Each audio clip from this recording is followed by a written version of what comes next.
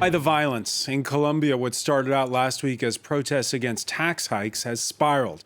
At least 24 killed so far. Protesters themselves have sometimes gotten out of hand, like with the firebombing of a Bogota police station.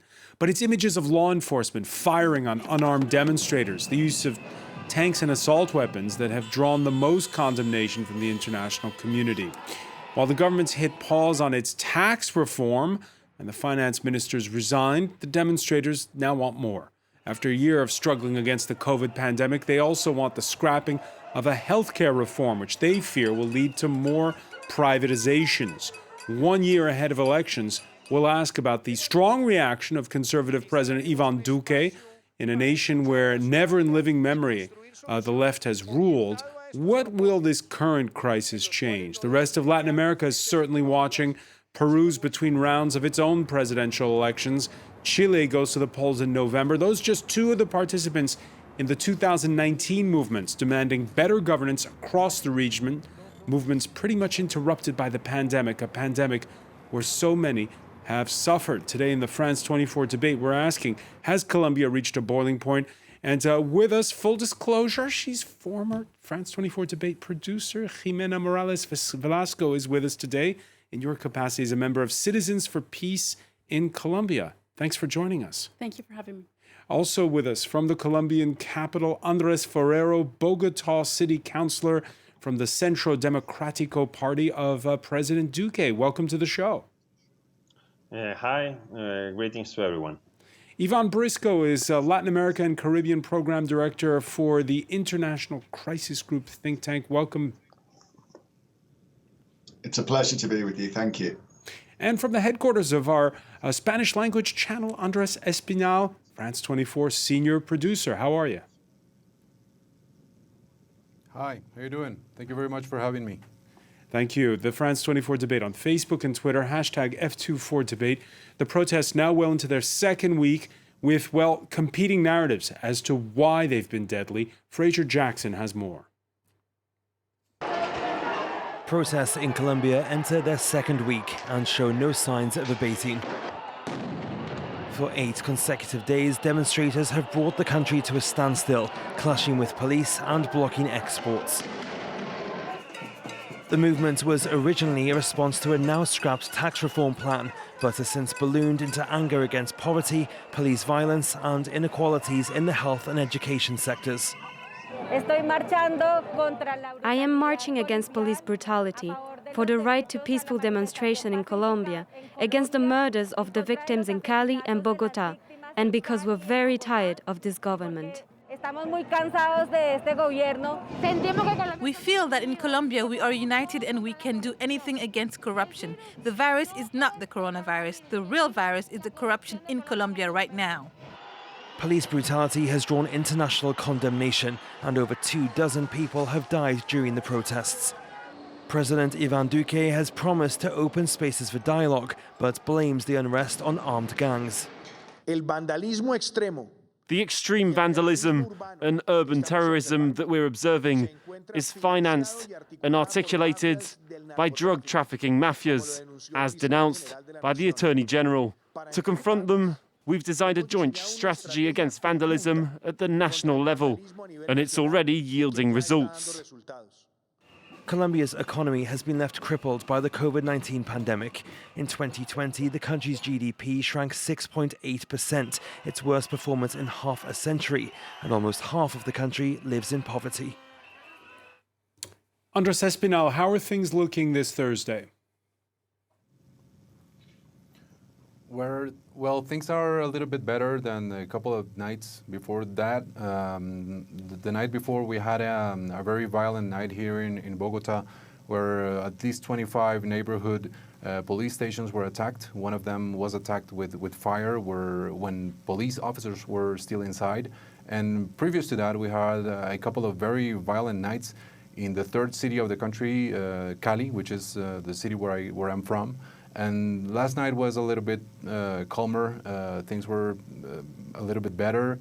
We don't have as many reports of violence. We do have a report of a student that was shot at least 8 times in a city called Pereira.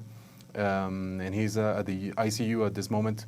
Right now, the Senate is meeting with the leaders of the national strike, and we're waiting for a possible decision on whether the strike continues or not. And that's pretty much how things are right now in Colombia. We have at least 24 people dead according to official sources, but some NGOs like Temblores are reporting at least 37 dead, and many cases of violence, sexual violence, sexual acts from the police. So the situation is still pretty tense, but it looks a little bit better than a couple of days before.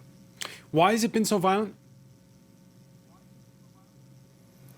Well, why has it been so violent? Because there have been some acts of vandalism, which are a minority with respect to the huge majority of the protests that are peaceful. But police brutality is at the center of this debate here in Colombia, because this is not a new phenomenon. We had a very big round of protest in 2019 where people were actually asking for police reform, and that didn't come. And the government response usually tends to be very harsh against protesters because they have this sort of thing of calling the protesters vandals, or last night, a couple of nights before, President Duque even called them, talked about urban terrorism. So that is the main reason why the protests are violent in Colombia. Yeah. Andres Ferrero, this we heard it in the report. We heard President Duque talking about urban terrorism directed by drug trafficking mafias. Is that the right response to what's been happening? But I think that it's not just Ivan Duque who has said that. For example, the mayor of Cali, which is not which is a party of opposition to Ivan Duque, whose name is Jorge Iván Ospina, has also said that there is a need to differentiate the peaceful manifestations and the gangs and the criminal lords that are trying to infiltrate those manifestations and produce anarchy and generate a fracture in our institutions. For example, Andres said that not last night, but the night before yesterday, we had a very violent night in Bogota. As he said, we had 10 policemen in a local or a neighborhood police station who were inside the station, while I can't say that they were protesters. They were vandals or even terrorists who tried to incinerate the station while they were inside. And when they got out, some of them hit them in the floor.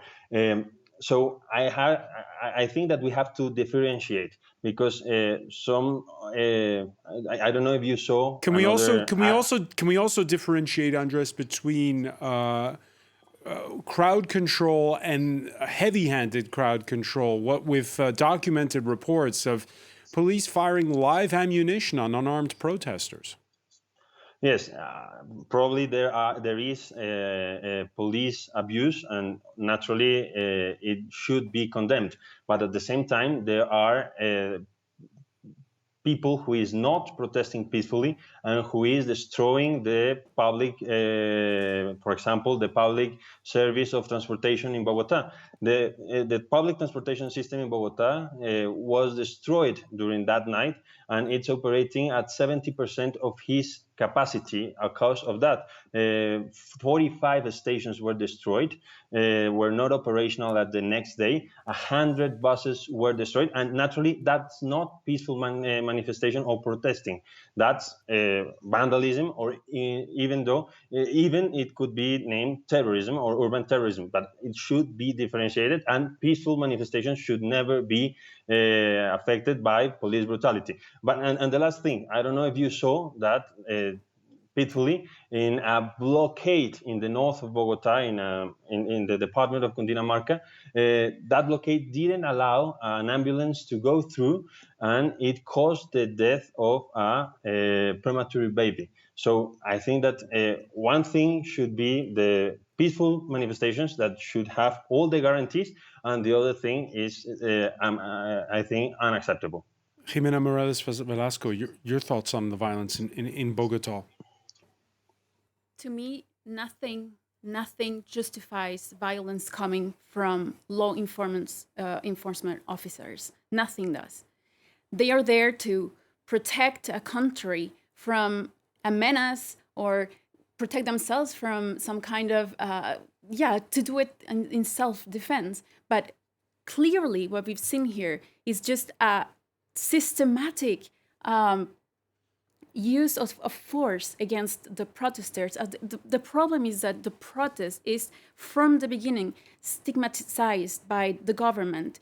And when the government has this kind of discourse, they give the way to the police and to the military that now has taken some of the cities to do whatever they want. And this is the discussion we had back in 2019 with the idea there isn't this culture in Colombia, or some said, of peacefully demonstrating, and the police only know one way to react. Is that an exaggeration? It's not.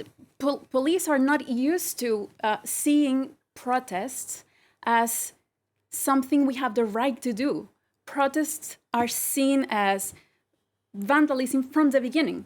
Many of the people from the majority party are calling not only what they call vandals, but people who are just peacefully protesting. They call them guerrilla people. They call them people from the extreme right, people who do not like to work, people who are asking more from the government than what they. So there's a verbal violence accompanying It's a social discourse that actually leads the way for the police and the military to just abuse their power. All right, we heard at the outset Andres Espinal saying he's from Cali. Of the 24 killed, 15 have been in that southwestern city.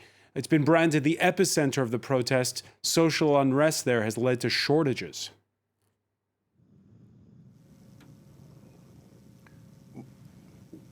Well, Delicate, yes, exactly. because people have already started fighting for fuel at service stations.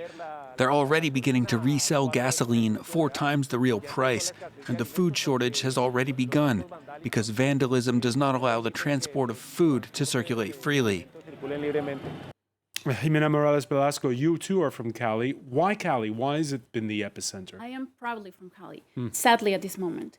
But Cali is a city of joy and of lightness, or capital of salsa, historically. But it has also been the epicenter of internal displacement from all of this region of the southwestern part of Colombia, the ones that turns to the Pacific, where many drug trafficking routes exist. The departments of Cauca, Nariño, Chocó are poor departments, and many people from there come to the biggest city in the area. Cali is the 3rd biggest city in Colombia. So it has actually held and hosted a demographic growth that's disproportionate, and that's historical.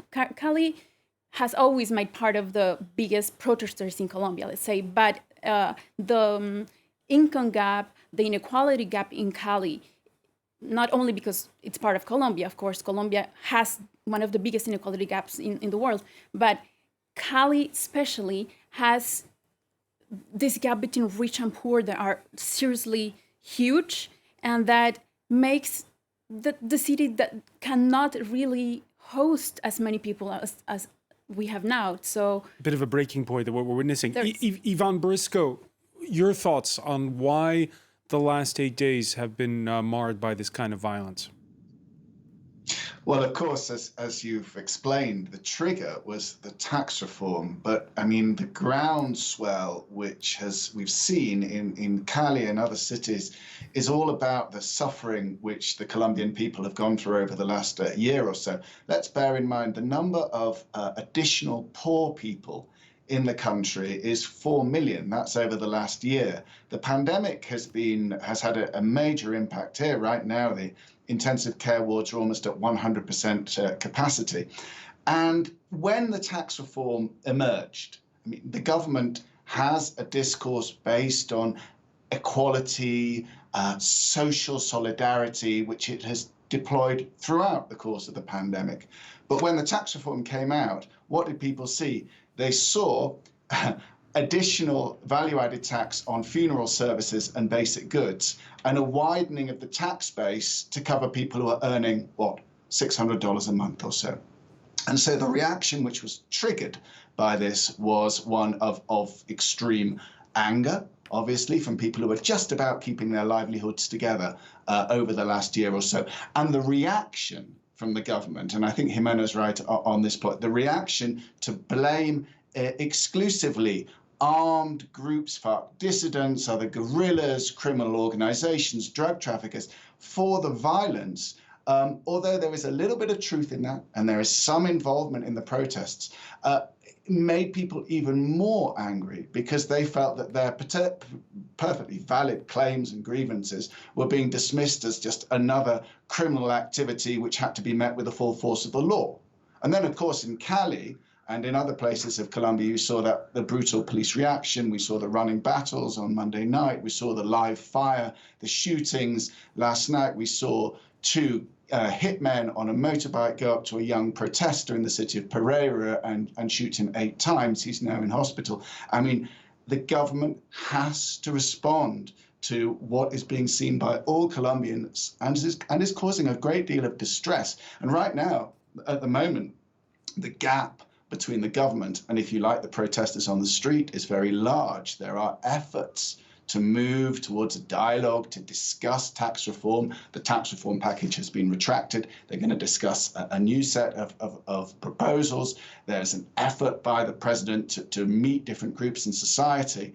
But at the same time, there's a feeling that really the government is failing to get to grips with the central grievances which people are expressing. And we're going to pick up on that when we come back. Stay with us. You're watching the France 24 debate.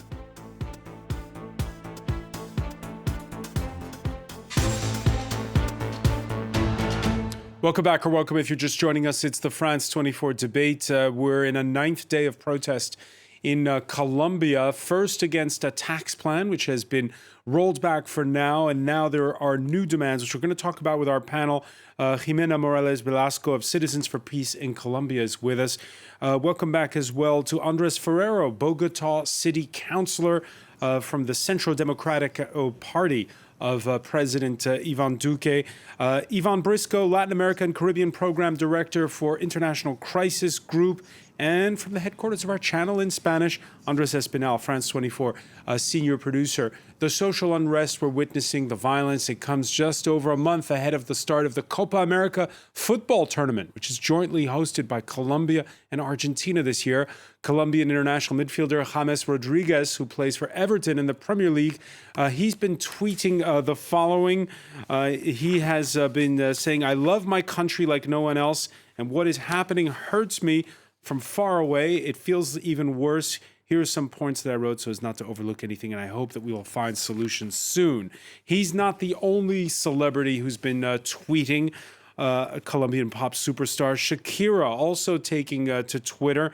"I ask the government of my country to take urgent measures, stop the violation of human rights now, and restore the value of human life above any political interest." Andres Ferrero, what would you say to Shakira?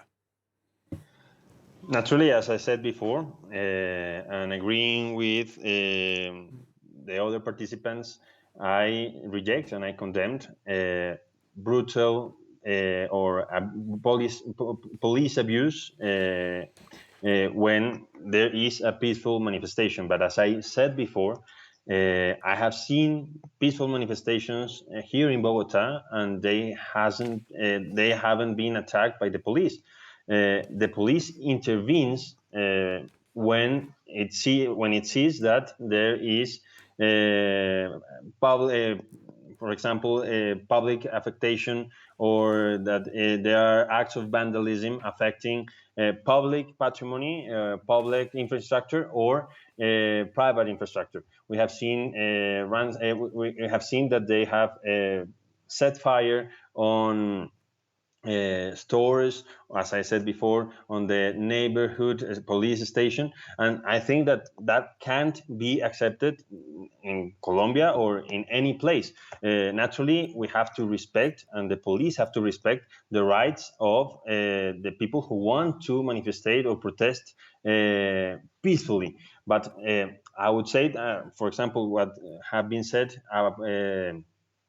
of Pereira, where pitifully two young men were victims of an attack yesterday. For example, that was not by the police. That was civil armed people who attacked on them, and which is condemnable. And the last thing that I would say, that I think that it's necessary to differentiate the peaceful manifestations, which are completely legitimate, and the manifestations, and I won't say manifestations, I would say the attacks on the institutions that are in part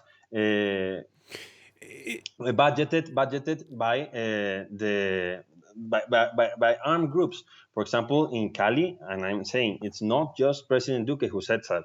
The mayor says Right. also that there are criminal gangs which are behind those infiltrations.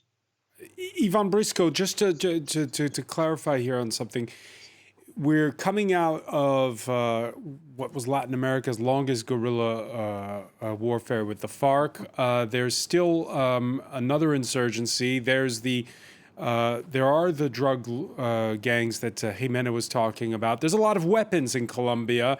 When there are plainclothes people with guns, who can it be? Well, the case you're referring to, that I referred to in Pereira, is very significant in terms of Colombia's history. Why?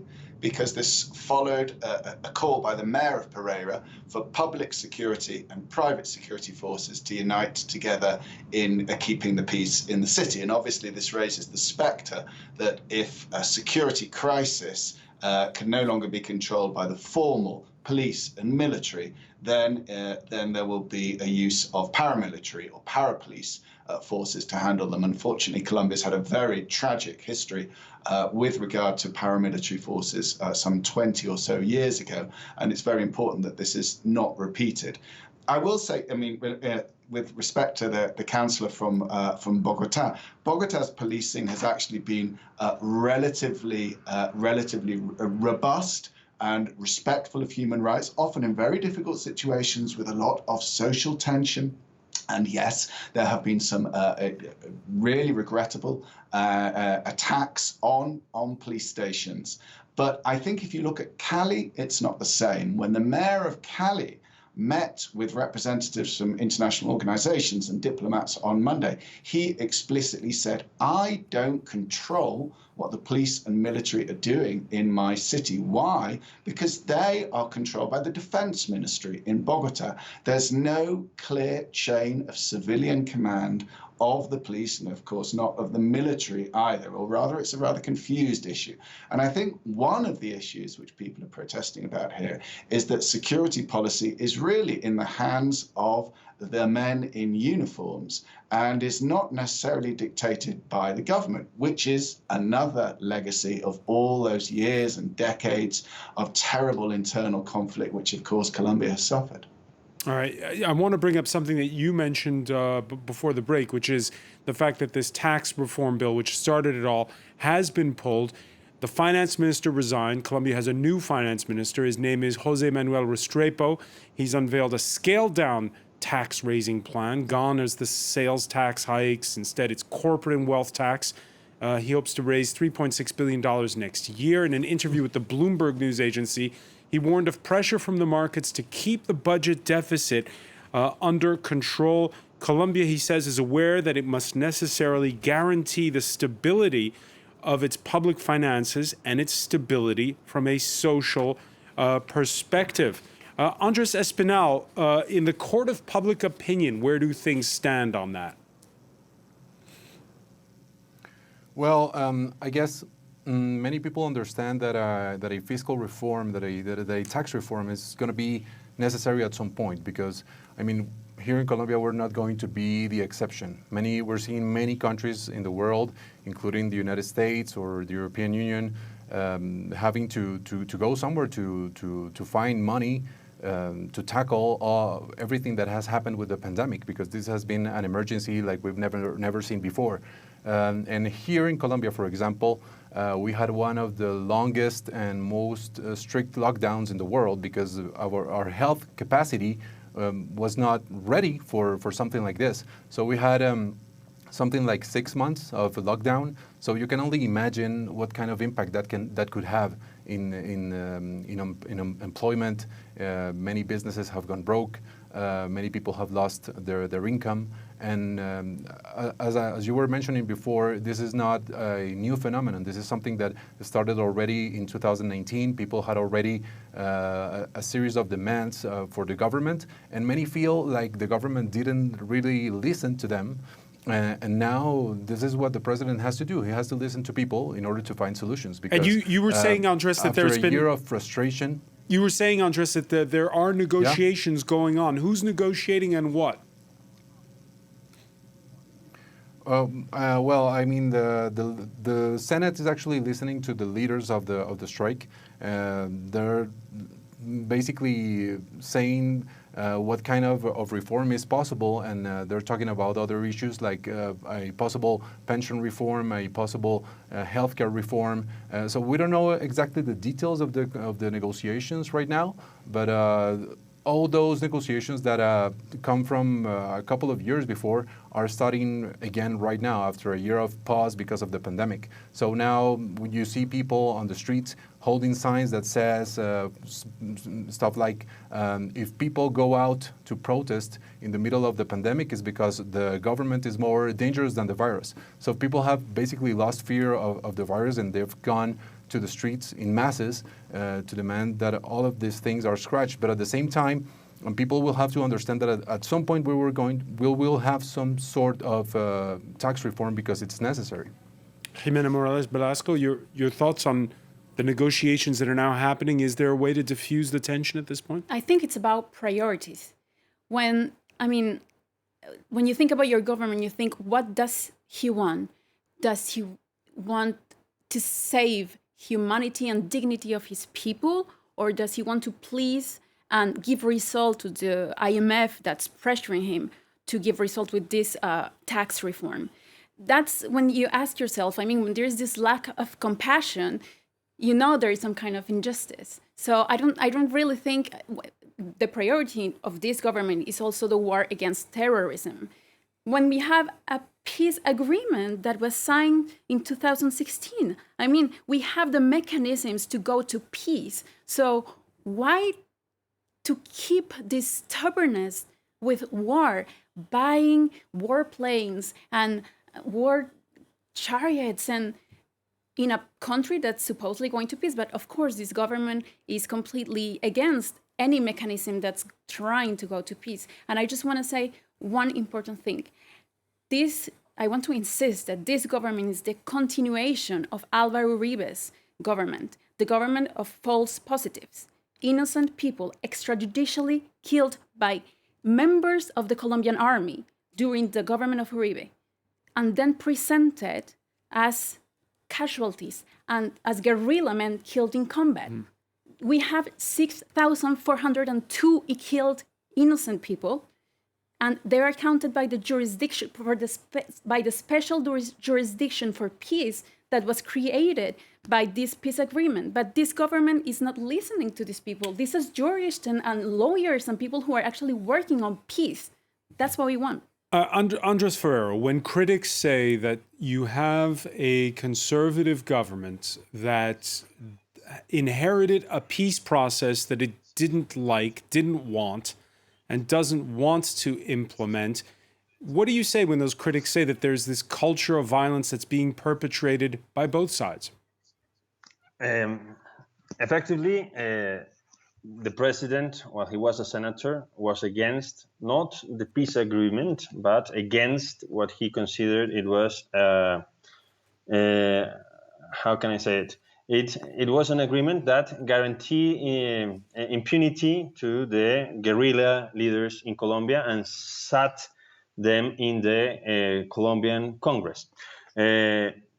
finally, the former President Santos achieved with the former Congress the possibility to implement the agreements against the will of the Colombian people, because there was an electionary process to ratify or reject the agreement. It was rejected by the Colombian people, and nonetheless, it was implemented by Santos and the former Congress. This president has continued with the implementation. It's a very difficult implementation, and the person who is in charge of it, his name is Emilio José Archila, has achieved more in 2 years than what Santos achieved, despite he was the But president when who critics say that there is a militarized approach to governing, what do you say? Naturally, the government has it's very worried about the security situation in the country, and I think that despite the agreement, the principal how can I say it? The roots of the violence in Colombia. You cannot just be worried. You have to act.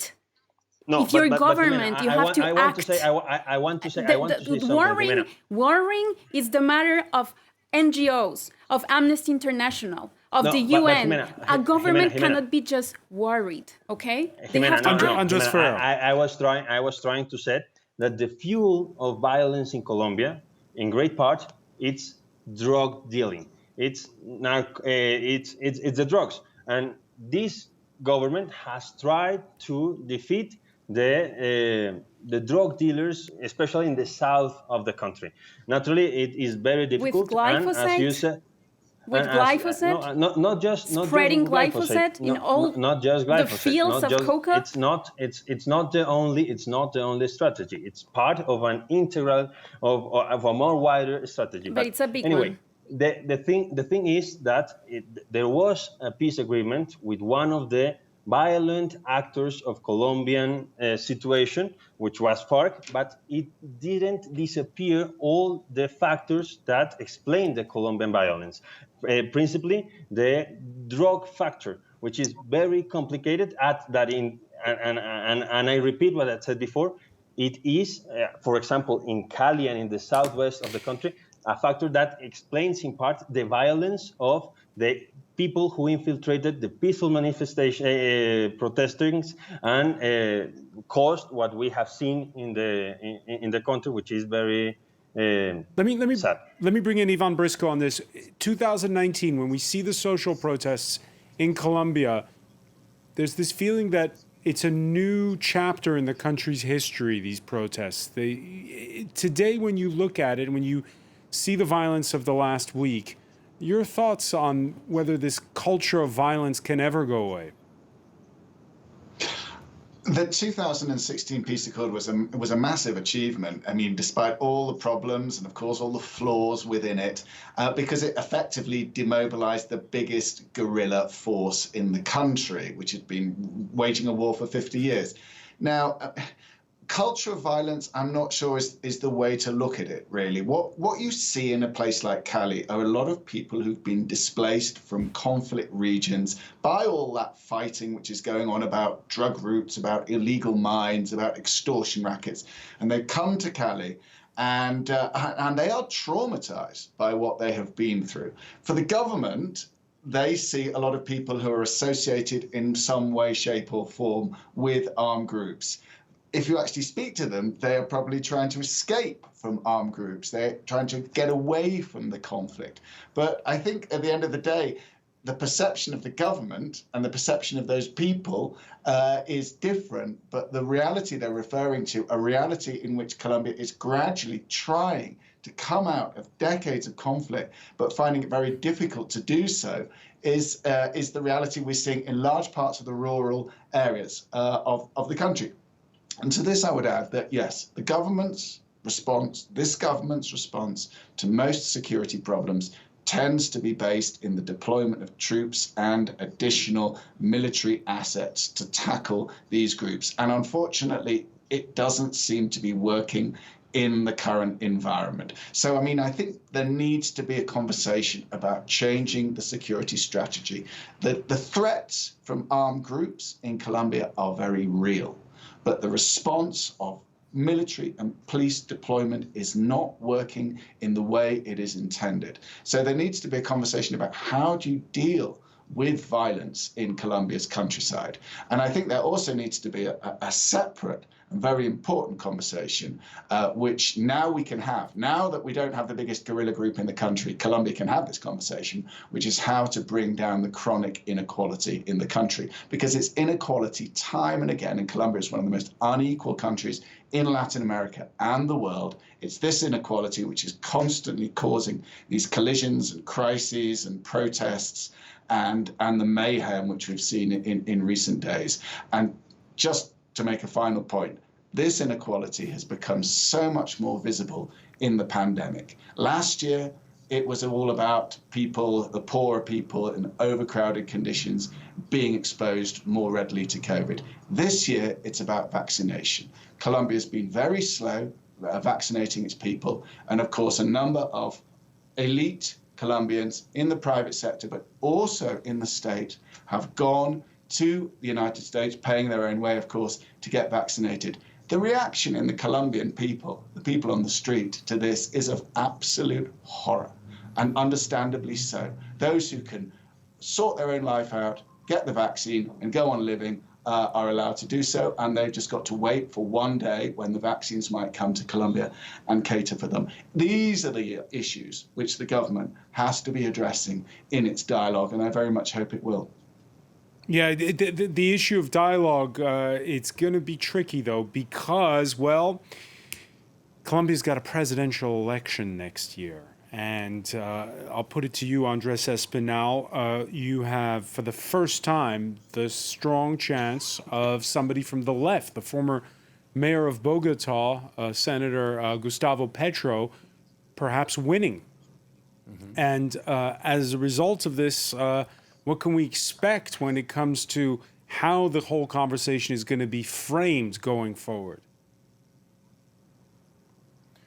Well, I guess all the demands of the people are going to be at the center of the next presidential debate.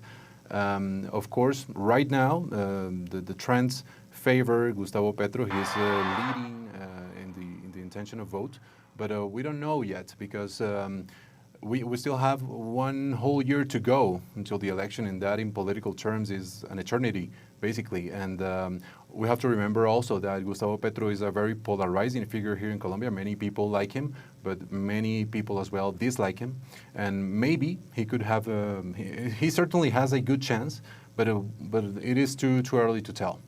Still too early to tell, and of course we're going to continue to follow these protests as they develop and the negotiations surrounding them.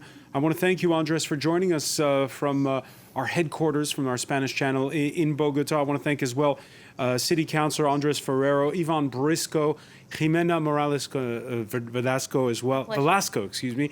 Thank you for being with us here in the France 24 debate.